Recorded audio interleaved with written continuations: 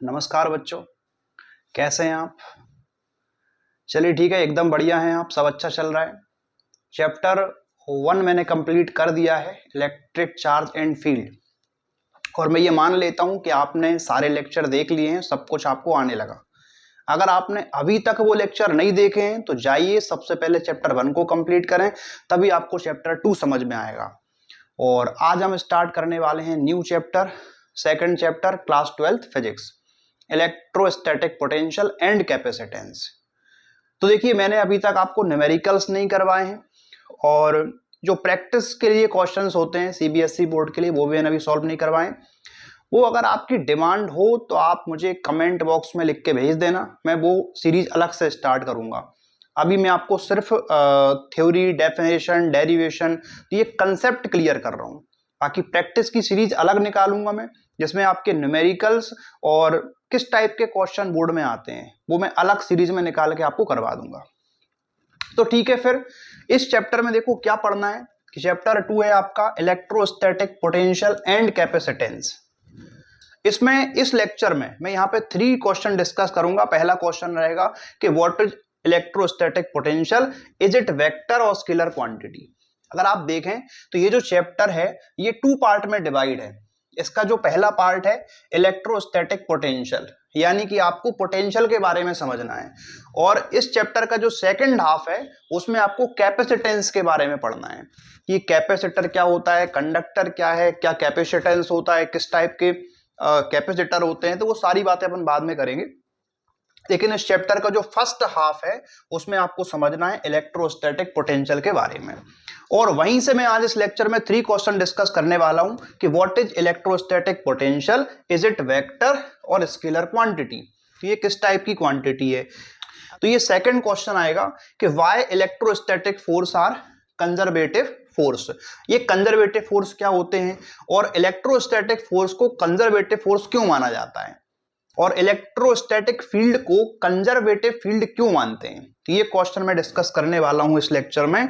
और एक very very important question आएगा कि drive an expression for electric potential due to a point charge. मतलब मान लो कोई पॉइंट चार्ज यहां पे रखा हुआ है, तो इससे आर डिस्टेंस पर कितना इलेक्ट्रिक पोटेंशियल होगा किसी चार्ज की वजह से। तो ठीक है, इस लेक्चर को हम स्टार्ट करेंगे, ये सारे क्वेश्चन 1 बाय 1 डिस्कस करेंगे। ओके, तो ये क्वेश्चन है आपका क्वेश्चन नंबर 1 कि what is electrostatic potential, is it vector और स्केलर क्वांटिटी। आपको बताना है कि व्हाट इज इलेक्ट्रोस्टैटिक पोटेंशियल।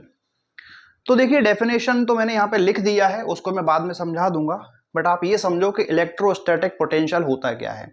तो क्लास 10th में भी आपने पढ़ा था इलेक्ट्रोस्टैटिक पोटेंशियल यानी कि electric potential and potential difference. ठीक है, हम इसके बारे में थोड़ी सी बात करेंगे। देखो, ये जो इलेक्ट्रिक पोटेंशियल है या इलेक्ट्रोस्टैटिक पोटेंशियल है, ये कहां पे होता है, ये इलेक्ट्रिक फील्ड के अंदर होता है। तो जैसे मान लो कि हमारे पास कोई भी एक इलेक्ट्रिक फील्ड है, ये मान लिया।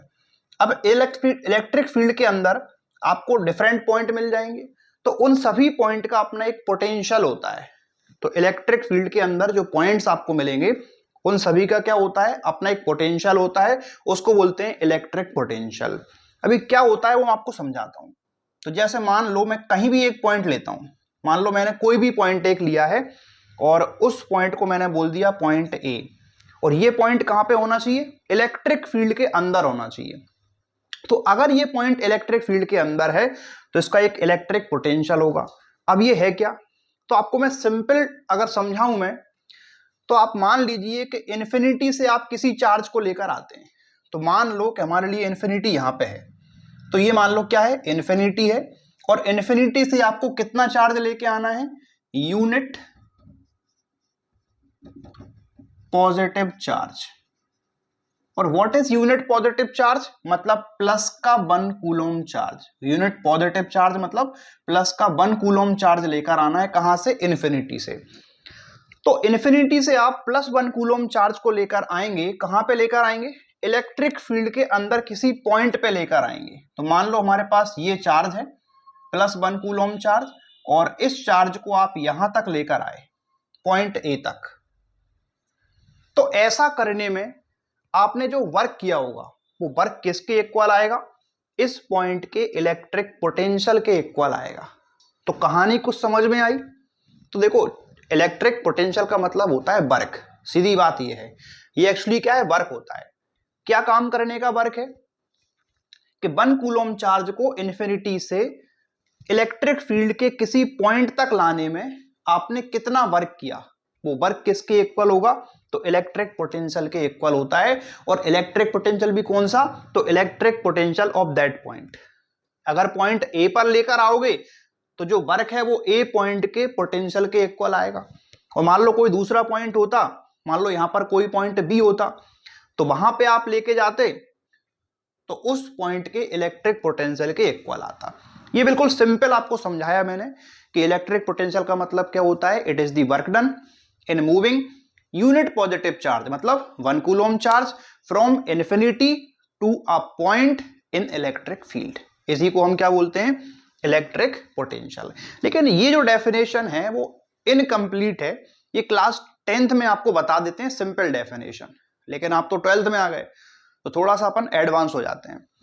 यहां पे कुछ कंडीशंस होती हैं। तो पहली कंडीशन तो देखो ये कि जो वर्क होता है वो वर्क कौन करेगा। तो यहां पर वर्क के लिए देखो, एक तो इलेक्ट्रिक फोर्स के थ्रू वर्क हो सकता है, क्योंकि यहां पे एक इलेक्ट्रिक फील्ड है।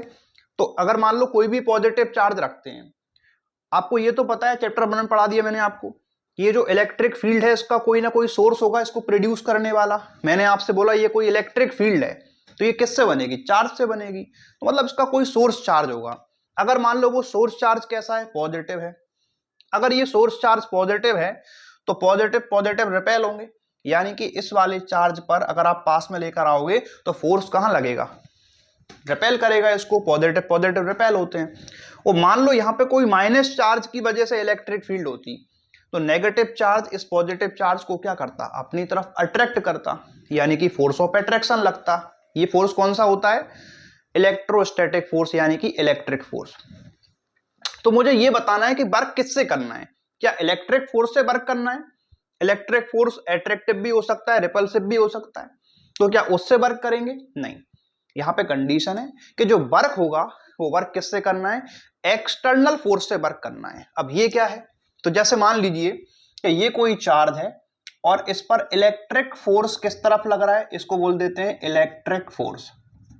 तो इस डायरेक्शन में लगता है इलेक्ट्रिक फोर्स। तो हमें क्या करना है? इलेक्ट्रिक फोर्स की अपोजिट डायरेक्शन में एक फोर्स लगाएंगे और उस फोर्स को हम क्या बोलेंगे? External force. External force. तो अब दो फोर्स हो गए। कौन सा फोर्स? एक इलेक्ट्रिक फोर्स और एक एक्सटर्नल फोर्स। दोनों का मैग्नीट्यूड सेम रहेगा। जितना इलेक्ट्रिक फोर्स की वैल्यू है उतनी ही वैल्यू एक्सटर्नल फोर्स की भी है, लेकिन एक्सटर्नल फोर्स इलेक्ट्रिक फोर्स के अपोजिट होगा। तो जैसे मान लीजिए कि इस चार्ज को, ये मान लो कोई क्यू चार्ज है, तो क्यू चार्ज पर इलेक्ट्रिक फोर्स अगर इस तरफ लग रहा है तो external force opposite direction in इस तरफ लग जाएगा, लेकिन दोनों का मैग्नीट्यूड सेम रहेगा। अब वर्क किससे निकालें? तो क्या इलेक्ट्रिक फोर्स से वर्क निकालें? मान लो ये क्यू चार्ज है, इस पर दो फोर्स लगते हैं, एक इलेक्ट्रिक फोर्स और दूसरा मान लो हमने लगा दिया कोई एक्सटर्नल एजेंट का फोर्स हो गया जो उसी के इक्वल तो है लेकिन अपोजिट है। तो अगर आपको इलेक्ट्रिक पोटेंशियल फाइंड करना है तो वर्क किसके थ्रू करना पड़ेगा? Work done by external force. तो ये कंडीशन याद रखिए, उससे वर्क नहीं करना है। अच्छा, दोनों के वर्क में क्या फर्क होगा? जैसे मान लो कि आपने इलेक्ट्रिक फोर्स से वर्क निकाल लिया, तो मान लो कितना आया? 20 जूल वर्क आया। अगर आप वर्क निकालते हैं बाय यूजिंग इलेक्ट्रिक फोर्स तो इससे वर्क कितना आ रहा है? 20 जूल आ रहा है। तो एक्सटर्नल फोर्स से अगर वर्क निकालेंगे तो कितना आएगा? भाई कोई फर्क नहीं है, बस साइन का फर्क होता है कि अगर इलेक्ट्रिक फोर्स का वर्क 20 जूल है, work done by electric force अगर 20 जूल है, तो work done by external force कितना हो जाएगा? तो -20 जूल हो जाएगा। तो किसका फर्क है? सिर्फ माइनस का फर्क है।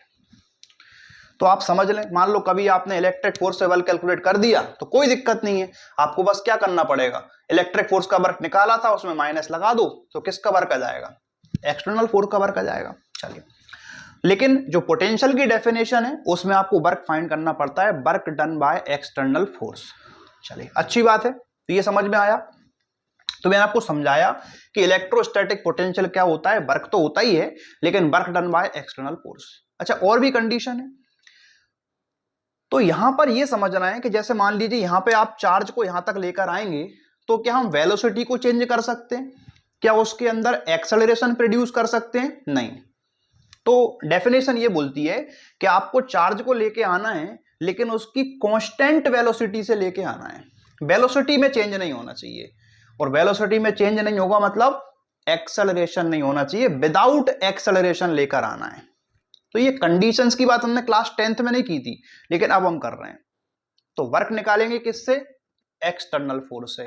कहां से कहां तक? इन्फिनिटी से उस पॉइंट तक ले जाने का work done by external agent और विदाउट एक्सेलरेशन। ये भी एक कंडीशन है कि वहां पर एक्सेलरेशन 0 होना चाहिए, विदाउट एक्सेलरेशन। तो जो आप वर्क करते हैं वही वर्क किसके इक्वल होता है? Electrostatic potential of that point. तो एक बात समझ लेना, इन्फिनिटी का जो पोटेंशियल हम मानते हैं वो कितना मानते हैं? 0।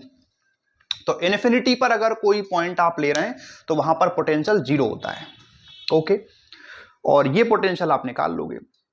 बट मेरा क्वेश्चन ये है कि यहां पर आप पाथ कौन सा फॉलो करें, क्योंकि आपको इन्फिनिटी से यहां तक लेकर आना है।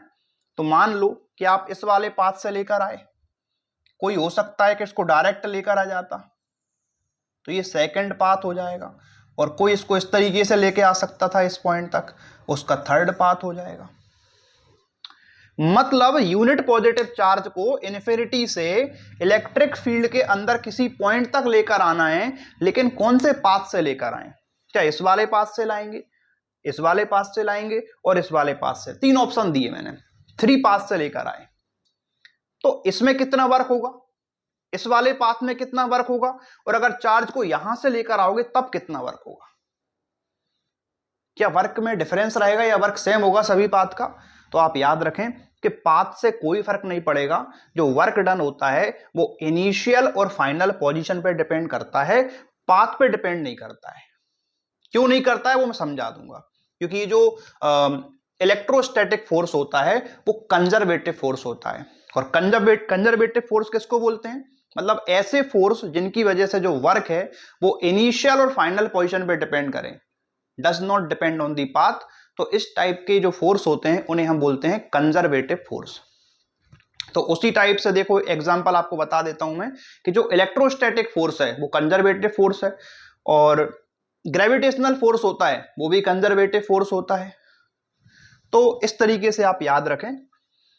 तो पाथ से कोई फर्क नहीं पड़ेगा।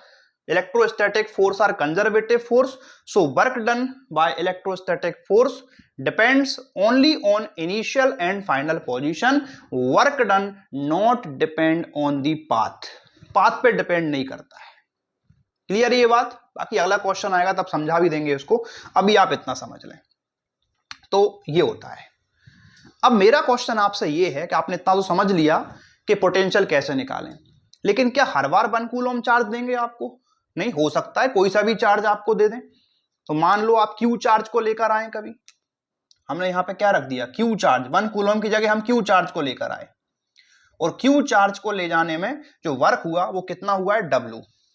तो मैं एक लिख देता हूं, यहां पे जगह कम है अपने पास, तो इसमें लिखते हैं work done in moving Q charge. अगर क्यू चार्ज को लेकर आओगे तो वर्क कितना है? W वर्क मान लिया मैंने। तो क्यू चार्ज का लाने का वर्क W है।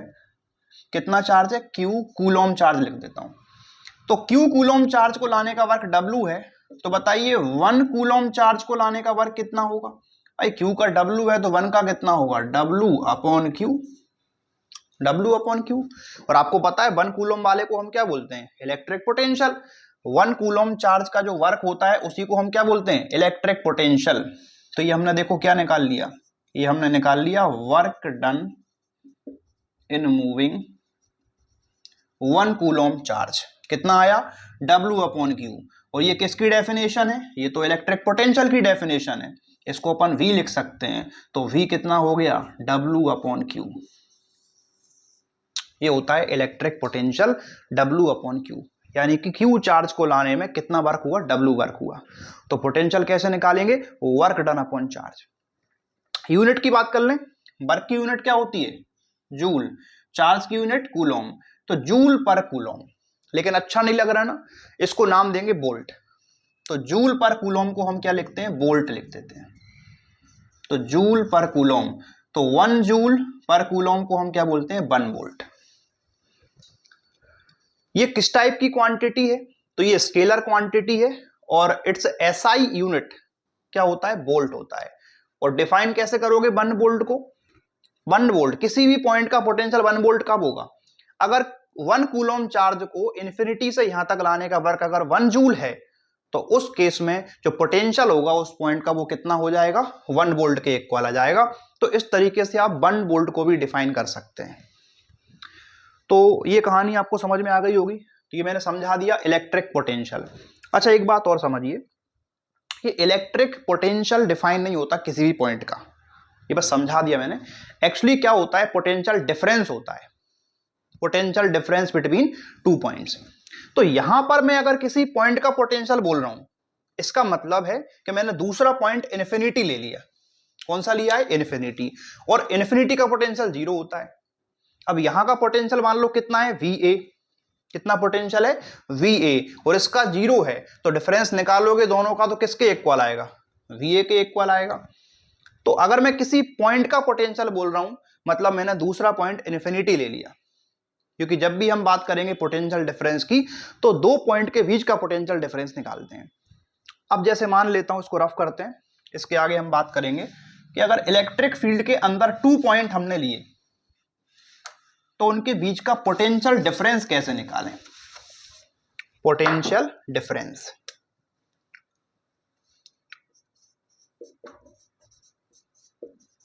पोटेंशियल डिफरेंस, तो देखिए पोटेंशियल डिफरेंस में क्या करना है, ये मान लो कोई भी एक इलेक्ट्रिक फील्ड है, इसमें 2 पॉइंट है, पॉइंट A और ये मान लो पॉइंट B। हमें इन दोनों के बीच का पोटेंशियल डिफरेंस डिफाइन करना है बिटवीन A एंड B। इसको मैं क्या लिखूंगा, इसको लिखूंगा VAB, potential difference between A and B। तो देखो सिंपल डेफिनेशन है, जब आपने इलेक्ट्रिक पोटेंशियल को डिफाइन किया था, तो work done in moving unit positive charge from infinity to a point in electric field, वो क्या था, इलेक्ट्रिक पोटेंशियल। पोटेंशियल डिफरेंस की जब भी बात होगी, पोटेंशियल डिफरेंस किसके बीच में निकालेंगे, इलेक्ट्रिक फील्ड के अंदर 2 पॉइंट लेना है और उनके बीच में पोटेंशियल में क्या डिफरेंस है वो बताना है। तो आपको सिंपल क्या करना है कि यूनिट पॉजिटिव चार्ज को इस पॉइंट से इस पॉइंट तक लेकर जाना है, और इसमें जो वर्क होगा वो किसके इक्वल आएगा, इन दोनों पॉइंट के पोटेंशियल डिफरेंस के इक्वल आएगा। बड़ा सिंपल है। अगर इलेक्ट्रिक फील्ड के अंदर 2 पॉइंट दे रखे हैं, डिफरेंस निकालना हो तो इन्फिनिटी की बात नहीं होगी, आपको यहां से यहां तक लेके जाना है 1 कूलॉम चार्ज को, और जो वर्क होगा वो किसके इक्वल आएगा, पोटेंशियल डिफरेंस के इक्वल आएगा। तो जैसे मान लो कि आप यहां से यहां तक, देखो पाथ से फर्क नहीं पड़ेगा, पाथ कोई सा भी ले सकते हैं, वट +1 कूलॉम चार्ज को यहां से यहां तक लेकर जाएंगे आप, और जो वर्क होगा वो वर्क किसके इक्वल आएगा, पोटेंशियल डिफरेंस के इक्वल आएगा। लेकिन हर बार 1 कूलॉम तो लेके जा नहीं सकते, तो मान लो आप +Q कूलॉम चार्ज को लेकर जाओगे और वर्क कितना है, W, तो यहां पर डिफाइन कैसे करेंगे, Q को ले जाने का वर्क W है, तो 1 का कितना हो जाएगा, W/Q। तो सेम फॉर्मूला है, बट डेफिनेशन में क्या लिखना है कि what is potential difference between 2 point in electric field, तो it is the work done in moving unit positive charge from one point to another point in electric field. Unit positive charge को एक point से दूसरे point तक ले जाने में जो वर्क होता है उसी को हम क्या बोलते हैं, इलेक्ट्रिक पोटेंशियल डिफरेंस। चलिए ठीक है, तो ये वाला क्वेश्चन हमने कंप्लीट कर दिया है। और एक बात और समझेंगे इसमें,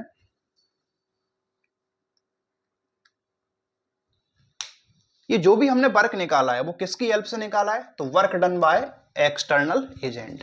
अब डेफिनेशन पढ़ के सुनाता हूं मैंने क्या लिखा है इसमें, कि electrostatic potential of any point in a region of electric field. तो इलेक्ट्रिक फील्ड के अंदर किसी भी पॉइंट का आपको इलेक्ट्रिक पोटेंशियल निकालना हो तो क्या होता है, is the work done by external force, work कौन करेगा? एक्सटर्नल फोर्स, और in carrying a unit positive charge without acceleration, ये आपको बता चुका हूं मैं, और from infinity to that point, तो इन्फिनिटी से उस पॉइंट तक लेके आना है विदाउट एक्सेलरेशन। ऐसा यूनिट वोल्ट है। 1 वोल्ट को ऐसे डिफाइन करेंगे अपन, if 1 joule work is done in moving a unit positive charge from infinity to that point, then electric potential will be 1 volt. It is a scalar quantity. इस तरीके से आप लिख सकते हैं। एक बात और समझ लेना, इसकी जरूरत पड़ती है कि जैसे मान लो कि अगर ये मान लो कोई इलेक्ट्रिक फील्ड है, यहां पे पॉइंट है, ये हमारा इन्फिनिटी है, पॉइंट ए, इन्फिनिटी से यहां तक लेकर आएंगे और work done by external force, ठीक है, ये होना चाहिए। लेकिन अगर मान लीजिए कि आप इन्फिनिटी से ए तक ना लाएं और कभी आप चार्ज को ए से इन्फिनिटी पे ले जाएं, तो कितना वर्क होगा? क्या फर्क है दोनों में कि इन्फिनिटी से यहां तक लेकर आइए या फिर ए से ले जाइए इन्फिनिटी पर, लेकिन दोनों में कौन वर्क करेगा? External force. ये कुछ छोटी मोटी बातें हैं जो आपको समझ में आना चाहिए। तो इन्फिनिटी से यहां तक लाएंगे, work done by external force, और ए से ले जाएंगे इन्फिनिटी पर, work done by external force. दोनों में क्या फर्क है? देखो, दोनों में सिर्फ साइन का फर्क है। अगर मान लो यहां से यहां तक का वर्क अगर 20 जूल है, तो यहां से यहां तक का -20 जूल होगा। और कंजर्वेटिव फोर्स की एक डेफिनेशन और भी है, बता देता हूं मैं, कि work done by conservative force in a close loop, अगर क्लोज लूप में वर्क करते हैं, अगर उसका इनिशियल फाइनल पॉइंट अगर सेम होता है तो वर्क डन 0 होता है। इसका रीजन यही है कि यहां से यहां तक जाने का पॉजिटिव वर्क हुआ, यहां से यहां तक का मान लो नेगेटिव हुआ, और दोनों को टोटल करेंगे आप तो कितना हो जाएगा? 0, क्योंकि ये +20 ये -20 ऐड किया तो 0 आना है। क्लोज लूप में कितना होता है? 0। तो मैं ये बोल सकता हूं कि इसमें और इसमें किसका फर्क है? सिर्फ साइन का फर्क है। तो आप ये बोल सकते हैं कि work done by external force किसके इक्वल होता है? अच्छा, ये कहां से ले जा रहे थे आप? इन्फिनिटी से ए तक, इन्फिनिटी से ए का वर्क, और ये इक्वल होता है work done by external force, लेकिन कहां से? ए से इन्फिनिटी तक। तो इसमें क्या फर्क है दोनों में? दोनों का सम करोगे तो 0 आएगा। ये बता दिया मैंने कि work done by conservative force in a close loop equal to 0। तो क्लोज लूप में वर्क 0 होता है, तो यहां से यहां तक का वर्क प्लस यहां से यहां तक का वर्क, दोनों का सम कितना हो जाएगा? 0 हो जाएगा। तो work done by external agent infinity to A and work done by external agent A to infinity, दोनों का सम 0 आएगा। और किसी भी एक को उधर ले जाओ तो माइनस का हो जाएगा, एक दूसरे के नेगेटिव होते हैं। चलो, इसको कहां लिखें? यहां पे लिख देता हूं मैं इसके बारे में। इसी को ऐसा भी लिख सकते हैं कि work done by external force infinity to A, negative होगा, नेगेटिव मतलब इसको उधर ले जाओ तो माइनस का हो जाएगा, negative of work done bye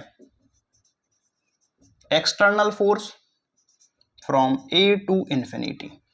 तो इन दोनों में क्या फर्क है? सिर्फ साइन का फर्क है, एक दूसरे के नेगेटिव होते हैं। तो ये बातें आपको पता होना चाहिए।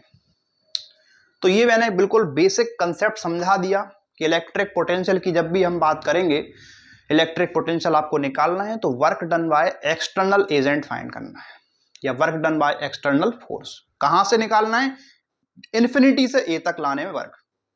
अगर आप ए से निकाल रहे हो इन्फिनिटी का, तो उसमें आपको माइनस का मल्टीप्लाई करना पड़ेगा, क्योंकि एक्चुअल डेफिनेशन ये बोलती है कि इन्फिनिटी से ए तक लेकर आओ और work done by external force. बस 2 पॉइंट पकड़ लो आप, तो इन्फिनिटी से ए तक लाना है और work done by external force. अगर कुछ भी अलग करोगे तो माइनस लगाना पड़ेगा। चलिए ठीक है, तो ये क्वेश्चन हुआ कंप्लीट।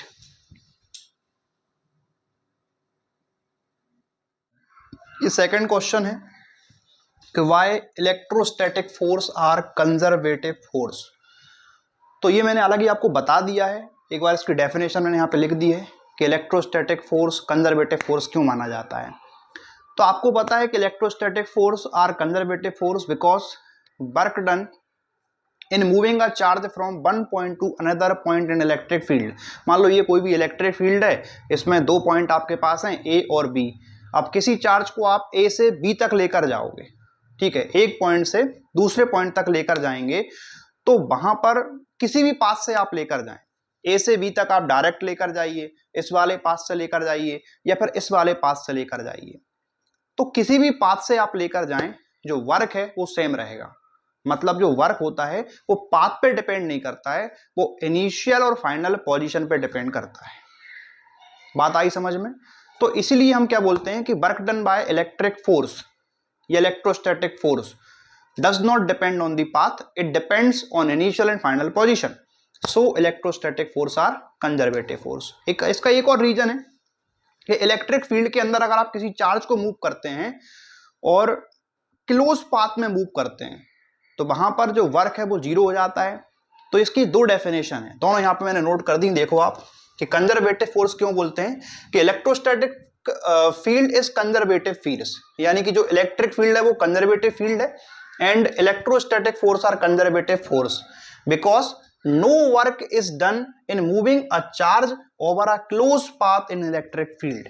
मतलब क्या बोलना चाह रहे हैं कि मान लो ये कोई भी एक इलेक्ट्रिक फील्ड है, इसमें आप क्लोज पाथ में अगर किसी चार्ज को मूव करते हैं, मान लो आपके पास क्यू चार्ज है, आपने क्लोज पाथ में इसको मूव किया, तो आपका जो वर्क है वो कितना होगा? जीरो, वर्क जीरो हो जाएगा। तो no work is done in moving a charge over a close path in electric field, और इसी वजह से हम क्या बोलते हैं कि जो इलेक्ट्रोस्टैटिक फोर्स होता है वो कंजर्वेटिव फोर्स होता है। ये हो गई फर्स्ट डेफिनेशन। सेकंड, आप ऐसा भी बोल सकते हैं कि electric force are conservative force because work done by electric force in moving a charge from one point to another point does not depend on path. ये पाथ पे डिपेंड नहीं करता है। अगर आप किसी चार्ज को एक पॉइंट ए से बी तक लेकर जा रहे हैं, तो आप फर्स्ट वाले पाथ से जा सकते हैं, सेकंड पाथ से जा सकते हैं, थर्ड पाथ से जा सकते हैं। मान लीजिए 3 पाथ मैंने एज्यूम किए हैं, इसका वर्क मान लो W1, इसका W2, इसका W3, तो किसी भी पाथ से आप जाइए वर्क बराबर होगा। तो W1 equal to W2 equal to W3। तो जो वर्क है does not depend, work done is independent of the path. तो वर्क डन किस पर? पाथ पे इंडिपेंडेंट होता है। तो इसके कुछ एग्जांपल, तो बिल्कुल देखो, स्प्रिंग फोर्स जो है वो कंजर्वेटिव फोर्स होता है, ग्रेविटेशनल फोर्स एग्जांपल है कंजर्वेटिव फोर्स का, और जो इलेक्ट्रोस्टैटिक फोर्स होता है वो भी कंजर्वेटिव फोर्स होता है। तो चलिए ठीक है, तो ये वाला क्वेश्चन भी हमने कंप्लीट किया। अब एक क्वेश्चन और डिस्कस करते हैं।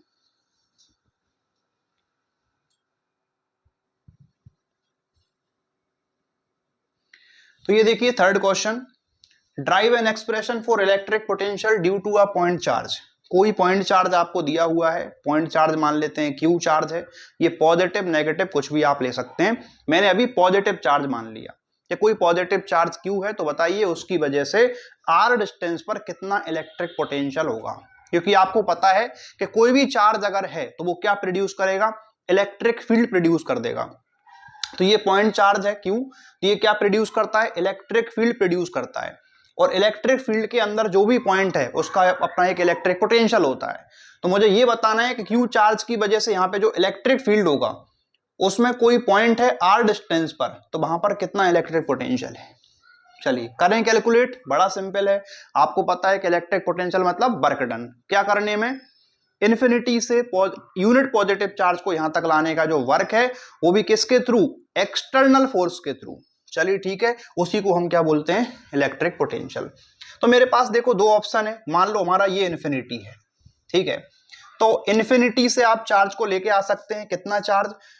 तो 1 कूलम चार्ज, लेकिन हर बार 1 कूलम तो लाते नहीं है, तो मैं आपसे बोलता हूं आप टेस्ट चार्ज लेकर आओ। क्या होता है टेस्ट चार्ज? मतलब very very small positive charge जो अपना खुद का इलेक्ट्रिक फील्ड प्रोड्यूस नहीं कर सकता। ऐसे चार्ज को हम क्या बोलते हैं? टेस्ट चार्ज, और वो क्यू नॉट मान लेते हैं। देखो दो ऑप्शन है, आपको लाना तो इन्फिनिटी से यहां तक है और work done by external force, लेकिन मैं ऐसा करता हूं कि मैं पी से ले जाता हूं इन्फिनिटी तक। तो क्या फर्क है बताइए? इन्फिनिटी से यहां तक लाने का वर्क अगर W है तो पी से यहां तक ले जाने का वर्क -W होगा। वो बाद में माइनस लगा दूंगा मैं, मुझे ये सिंपल लग रहा है। तो मैं क्या कर रहा हूं, यहां पे रख दिया मैंने Q नॉट चार्ज, ये क्या है, टेस्ट चार्ज है। तो बताइए इस पर कितना फोर्स लगेगा। अब ये पॉजिटिव चार्ज है, ये भी पॉजिटिव चार्ज है, तो फोर्स क्या होता है पॉजिटिव चार्ज पे, in the direction of electric field, या रिपल्सन का फोर्स है तो इस तरफ लग जाएगा। लेकिन ये फोर्स कौन सा फोर्स होगा, इलेक्ट्रिक फोर्स होगा। क्लियर, चलिए ठीक है। अगर इलेक्ट्रिक फोर्स है, लेकिन मुझे जो वर्क निकालना है वो किसके थ्रू निकालना है बताइए, work done by external force. तो एक्सटर्नल फोर्स इस तरफ होगा, इसके जस्ट अपोजिट में एक फोर्स लगाएंगे, उसको बोलेंगे एक्सटर्नल फोर्स। तो मुझे इस एक्सटर्नल फोर्स की वजह से वर्क निकालना है। चलिए निकालते हैं। अभी हम देखो r डिस्टेंस पर हैं Q चार्ज से, मैंने इस चार्ज को थोड़ा सा डिस्प्लेस कर दिया। अभी ये चार्ज यहां पर था, हमने इसको थोड़ा सा डिस्प्लेस किया। कितना डिस्प्लेस किया, तो मान लो dr डिस्टेंस डिस्प्लेस किया। तो dr कहां लिखें, चलो यहां लिखता हूं मैं, ये मान लो आप dr, तो इसमें dr का डिस्प्लेसमेंट हो गया। तो मुझे ये बताइए, अगर डिस्प्लेसमेंट अगर वेरी वेरी स्मॉल आप करेंगे, तो मैंने Q नॉट चार्ज को वेरी वेरी स्मॉल डिस्प्लेसमेंट किया dr, तो उसका वर्क भी स्मॉल आएगा। तो वेरी वेरी स्मॉल वर्क जो आपको मिलेगा dw, तो वर्क कितना होगा, वर्क का फॉर्मूला क्या होता है, देखो आपको पता है कि जो वर्क होता है वो होता है F vector dot S vector, यानी कि work equal to Fs cos theta. अब यहां पर हमारे पास जो फोर्क है वो कौन सा है, F, डिस्प्लेसमेंट क्या है dr, F dr cos theta, ये आपको वर्क मिल जाएगा। लेकिन डिस्प्लेसमेंट वेरी वेरी स्मॉल है, तो मैंने वर्क भी स्मॉल लिया है dw। डिस्प्लेसमेंट स्मॉल होगा तो वर्क भी स्मॉल आएगा। चलिए ठीक है, तो फॉर्मूला लगा दिया मैंने F dr cos थीटा। लेकिन यहां पर जो फोर्स है वो भी कौन सा फोर्स है, उसको भी आप बता देना कि हम फोर्स कौन सा ले रहे हैं, एक्सटर्नल फोर्स। तो एक्सटर्नल फोर्स और dr cos थीटा। ओके, अच्छा इस एक्सटर्नल फोर्स की अगर बात करें तो इसकी वैल्यू क्या होगी। अगर यहां पर आप एक्सटर्नल फोर्स निकालें तो यहां पर कितना फोर्स आएगा, तो फोर्स तो हम निकाल ही सकते हैं। तो आपको पता है कि Q चार्ज ये है, ये Q नॉट चार्ज है, बीच का डिस्टेंस r है। तो कूलॉम्स लॉ से आपको पता है कि इस फोर्स का मैग्नीट्यूड कितना होगा। तो dw इक्वल टू, इसको लिख सकते हैं Q not upon r square. तो ये क्या हो जाएगा बताइए, इस फोर्स का मैग्नीट्यूड। डायरेक्शन आपको मालूम है, क्योंकि ये एक्सटर्नल फोर्स है, कहां लगेगा, इस तरफ, क्योंकि इलेक्ट्रिक फोर्स अगर इस साइड है तो एक्सटर्नल फोर्स इसके अपोजिट यानी इस तरफ आएगा। लेकिन जो डिस्प्लेसमेंट है वो किस तरफ है, डिस्प्लेसमेंट इस तरफ है, और हमारा जो फोर्स है वो कौन सा फोर्स, एक्सटर्नल फोर्स। मैं इस वाले फोर्स की बात करूंगा, इससे मेरे को मतलब नहीं है, मैं इस वाले फोर्स की बात कर रहा हूं। फोर्स इस तरफ है, डिस्प्लेसमेंट इस तरफ है, अपोजिट है, एंगल कितना बना, 180 का एंगल बना। तो ये लिखिए आप dr cos 180। ओके, तो dw इक्वल टू cos 180 कितना होता है, -1। चलो इसकी जगह -1 आएगा, तो माइनस यहां लगा लो। तो Q not upon r square dr। तो ये क्या हो गया बताइए, तो ये हमने यहां पे very very small work calculate किया। लेकिन मुझे पूरा वर्क निकालना है कि मैं इस चार्ज को ले जाना चाह रहा हूं कहां से, अभी r डिस्टेंस पर है और मैं इसको इन्फिनिटी पे ले जाना चाह रहा हूं। तो जो वर्क आप निकालेंगे टोटल वर्क, तो टोटल वर्क में इंटीग्रेट करने से आपको टोटल वर्क मिल जाएगा। अब मुझे इसमें लिमिट क्या लगाना है, अब मुझे इसमें लगाना है लिमिट। तो लिमिट क्या लगाएंगे, टोटल वर्क आपको मिल जाएगा W, और किसके थ्रू है बताइए, तो ये वर्क है एक्सटर्नल फोर्स के थ्रू वर्क है। और कहां से कहां तक लेकर जा रहे हैं आप, तो देखिए इसमें आपके पास दो ऑप्शन है कि आप P से ले जा सकते हैं इन्फिनिटी पर, या फिर आप ला सकते हैं इन्फिनिटी से P तक। ठीक है, तो अगर आप ले जाएंगे P से इन्फिनिटी, तो लिमिट लगाना P से इन्फिनिटी की, तो वर्क आपको मिल जाएगा फ्रॉम P टू इन्फिनिटी। लेकिन मैंने आपको डेफिनेशन बताई थी कि जो इलेक्ट्रिक पोटेंशियल होता है वो वर्क होता है इन्फिनिटी से P तक लाने का। तो आप वर्क कौन सा करेंगे, हम करेंगे work from moving charge infinity to P। और लिमिट भी कौन सी लगाएंगे आप, इन्फिनिटी वाली लगाएंगे, तो इन्फिनिटी से ले जाइए आप P तक। क्लियर है? ओके। अब यहां पर कुछ कांस्टेंट है तो बाहर कर सकते हैं, तो ये जो P पॉइंट है इन्फिनिटी से P तक लाएंगे अपन। कुछ कांस्टेंट को पहले बाहर कर देते हैं, तो देखो K कांस्टेंट है, माइनस बाहर निकाल दिया, K Q नॉट और इंटीग्रेशन 1/r² dr। तो ये तो देखो इन्फिनिटी है, लेकिन जब पॉइंट ये चार्ज P पर रखा हुआ है तो P कितना डिस्टेंस पे है? R डिस्टेंस पर है, तो P की जगह हम क्या लिखेंगे? R। ये पॉइंट P था, लेकिन P पर कितना डिस्टेंस होगा? R डिस्टेंस, और इन्फिनिटी पर तो इन्फिनिटी है ही। ओके, अब कुछ नहीं है, इंटीग्रेट करके लिमिट लगा दो, अपना काम हो जाएगा। तो हम कैलकुलेट कर रहे हैं work done by external agent moving charge from infinity to P। तो ये कांस्टेंट तो बाहर है, तो K Q नॉट को बाहर रखें। अच्छा, इसका इंटीग्रेशन कैसे करें? तो मैथ वाले बच्चों को पता है, ये पावर इसको ऊपर ले जाओगे पावर माइनस की हो जाएगी, तो ये बन जाएगा इंटीग्रेशन r की पावर -2 dr। चाहो तो एक स्टेप बढ़ा सकते हो, मैं यहाँ पे सॉल्व कर रहा हूँ। अब x की पावर n का फॉर्मूला होता है इंटीग्रेशन x की पावर n कितना होता है? x की पावर n+1 अपॉन n+1। तो यहां पर इंटीग्रेट करेंगे तो n की वैल्यू -2 ले लेंगे, तो r की पावर -2 + 1 अपॉन -2 + 1। तो ये इसका इंटीग्रेशन आपको मिल जाएगा। अब ये -2 + 1 क्या होता है बताइए? तो ये होता है -1, और अपॉन में भी -2 + 1 -1। तो ये माइनस तो मैं ऊपर लगा सकता हूं, और पावर का माइनस हटाना हो तो उसको नीचे ले आओ, तो r नीचे आ जाएगा, तो ये हो जाएगा -1 अपॉन r। कुछ आया समझ में? तो ये क्या हो जाएगा? -1 अपॉन r हो जाएगा। चलिए, तो यहां पे इंटीग्रेट कर दिया मैंने इसको, और इंटीग्रेट करने पे आंसर आएगा -1 अपॉन r। लिमिट क्या लगाएंगे? लिमिट लगाएंगे इन्फिनिटी से r। अब ये माइनस माइनस हो जाएगा प्लस, माइनस को बाहर कर लेना, ये हो जाएगा K Q नॉट। इसमें लिमिट पुट करें, क्योंकि ये क्या बचा है? 1 अपॉन r, और लिमिट इन्फिनिटी से r। लिमिट का तरीका क्या है कि ये होती है लोअर लिमिट, ये होता है अपर लिमिट। तो आप रखेंगे पहले अपर लिमिट r की जगह पर, फिर माइनस का साइन लगाएं, और फिर रखेंगे आप लोअर लिमिट। तो ये होगा आपका K Q नॉट, और यहां पे रखोगे आप r, तो r तो पहले से ही है तो 1/r रहेगा, और अब रखेंगे r की जगह पे इन्फिनिटी, तो ये हो जाएगा 1 अपॉन इन्फिनिटी। तो पहले अपर लिमिट रखना है, फिर माइनस, और फिर रखेंगे अपन लोअर लिमिट। तो K Q नॉट 1/r, और इन्फिनिटी यानी बहुत बड़ा नंबर, इससे डिवाइड करने पे आंसर 0 होता है, तो ये 0 आ जाएगा, यानी कि आपको मिल जाएगा K Q not upon r। और ये बताइए क्या आ गया? तो दिस इज,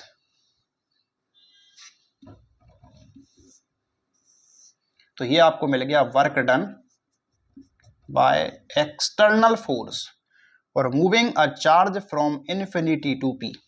क्योंकि मैंने इसको इन्फिनिटी से P तक मूव किया है, तो लिमिट भी कौन सी लगाई? इन्फिनिटी से P वाली।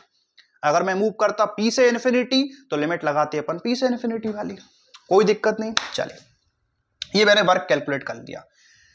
अब आपको पता है कि इलेक्ट्रिक पोटेंशियल जो है P पॉइंट पर, उसका फॉर्मूला क्या होगा? तो electric potential at point P। तो अभी आपको मैंने समझाया था कि Q चार्ज को लाने का वर्क अगर W है, तो 1 कूलोम को लाने का कितना होगा? W upon Q। तो फॉर्मूला होता है इलेक्ट्रिक पोटेंशियल का, work done by external force from infinity to P। ये तो वर्क है, इसको डिवाइड करो किस चार्ज को आप लेकर आए थे। तो हम कौन सा चार्ज लेकर आए बताओ? Q नॉट चार्ज को लेकर आए, तो यहां पे रखेंगे अपन Q नॉट। तो W अपॉन Q कौन सा work? Work done by external force in moving charge from infinity to P, ये वो वाला वर्क है। उसको डिवाइड किससे करोगे? जो चार्ज आप लेकर आए। हम कौन सा चार्ज लेकर आए थे? टेस्ट चार्ज, यानी कि Q नॉट। बस वैल्यू रखिए, आंसर आ गया। कितना आसान डेरिवेशन था, ये वैल्यू हमने कैलकुलेट कर ली है, इसको याद रखें। तो ये था अपना K Q not upon R, और डिवाइडेड बाय किससे करना है? Q नॉट से। तो Q नॉट कट जाएगा, तो क्या बचेगा? KQ/R। तो इलेक्ट्रिक पोटेंशियल आपको मिल जाएगा के क्यू बाई आर। तो वेरी वेरी इंपॉर्टेंट फॉर्मूला, इसको याद रखें। किसी पॉइंट चार्ज क्यू की वजह से आर डिस्टेंस पर कितना पोटेंशियल होता है, तो के क्यू बाई आर के इक्वल आता है। इसका आगे बहुत यूज करने वाले हैं अपन, तो याद रखो के क्यू बाई आर के इक्वल होता है। और यहां पर कंडीशन क्या है, ये चार्ज पॉजिटिव लिया तो पोटेंशियल पॉजिटिव आया, और अगर ये चार्ज नेगेटिव होता तो पोटेंशियल नेगेटिव आ जाता। तो यहां पे लिख सकते हैं नोट करने वाली बात, note number 1, if Q is positive then potential will be positive, potential भी पॉजिटिव होगा। और अगर मान लीजिए if Q is negative then potential will be negative, potential भी नेगेटिव होगा फिर। तो ये डेरिवेशन मैंने कर दिया, बड़ा सिंपल डेरिवेशन था। एक बार बता देता हूं मेन पॉइंट इसमें क्या है कि आपको पता है क्यू चार्ज की वजह से फोर्स लगेगा, इलेक्ट्रिक फोर्स इस तरफ, हमें चाहिए एक्सटर्नल फोर्स, इसके अपोजिट में आ जाएगा। और जो डिस्प्लेसमेंट है वो कितना है डी आर, हमने इस तरफ डिस्प्लेसमेंट लिया, तो यहां पर एंगल कितना बना इनके बीच में, तो यहां पर एंगल बना इसमें 180 डिग्री का एंगल बना, तो ये अपने एंगल रख दिया इसमें। तो सॉल्व किया तो आपको आंसर मिल गया। तो देख लें एक बार, ये डेरिवेशन हमारा कंप्लीट हुआ, और आज के लेक्चर को यहीं पे हम एंड करते हैं। Thank you.